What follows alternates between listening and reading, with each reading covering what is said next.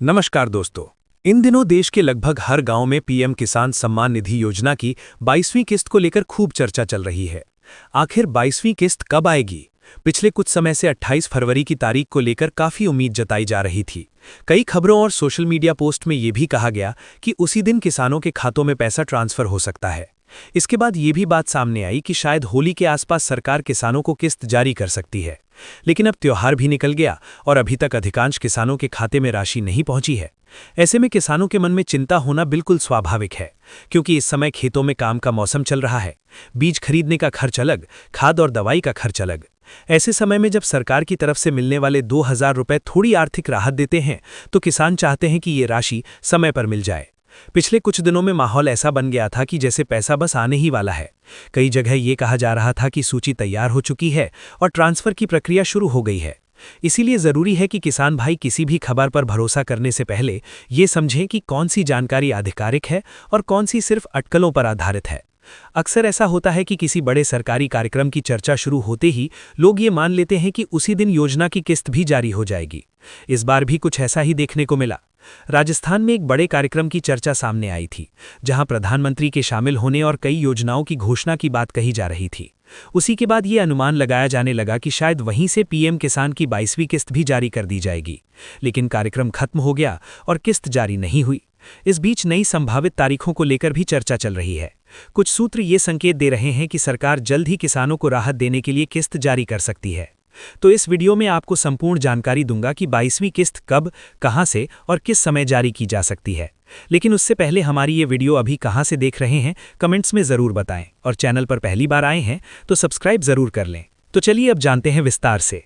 इसके अलावा एक और बड़ी खुशखबरी भी किसानों के लिए निकल कर आई है, जिसकी चर्चा पिछले कुछ महीनों से लगातार हो रही है, और वो है फार्मर आईडी। सरकार पहले ही साफ कर चुकी है कि भविष्य में सभी कृषि योजनाओं को फार्मर आईडी से जोड़ा जा रहा है, और पीएम किसान योजना भी इससे जुड़ चुकी है। कई राज्यों में इसके लिए अभियान भी चलाए गए हैं। लेकिन ज़मीनी स्थिति ये है कि अभी भी काफ़ी किसान ऐसे हैं जिनकी फार्मर आईडी पूरी तरह तैयार नहीं हो पाई है।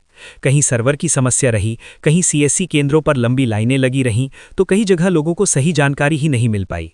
अनुमान लगाया जा रहा है कि लगभग 35 से 40% किसान ऐसे हैं जिनकी फार्मर आईडी की प्रक्रिया अब भी अधूरी है। अगर सरकार इस बार इसे सख्ती से लागू कर देती तो लाखों किसान 22वीं किस्त से वंचित रह सकते थे। लेकिन अब सरकार ने साफ कर दिया है कि सरकार ने इस बार किसानों को राहत देने जा रही है, यानी कि 22वीं किस्त फार्मर आईडी के बिना भी जारी की जाएगी। इसका मतलब ये हुआ कि जिन किसानों की फार्मर आईडी बन चुकी है उन्हें भी पैसा मिलेगा, और जिनकी प्रक्रिया अब भी पूरी नहीं हुई है उन्हें भी इस बार 2000 रुपये दिए जाएंगे। लेकिन यहाँ एक बात साफ समझ लेना जरूरी है कि ये छूट हमेशा के लिए नहीं है। आने वाली किस्तों में फार्मर आईडी को अनिवार्य किया गया है।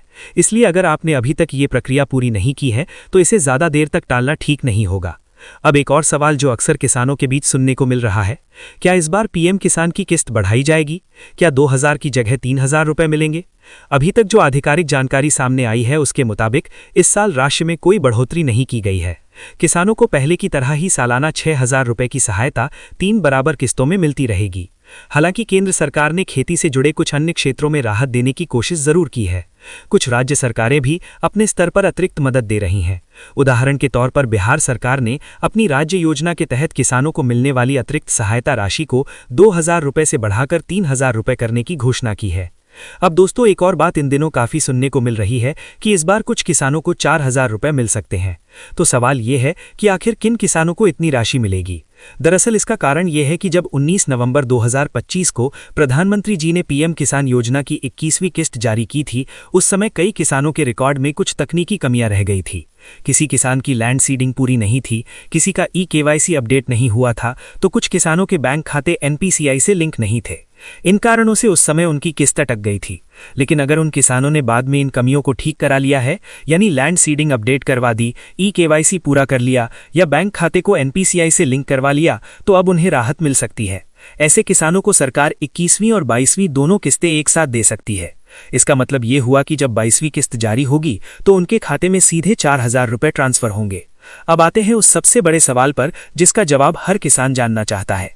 आखिर 22वीं किस्त कब जारी होगी? कुछ समय पहले 28 फरवरी 2026 की तारीख को लेकर काफी चर्चा थी।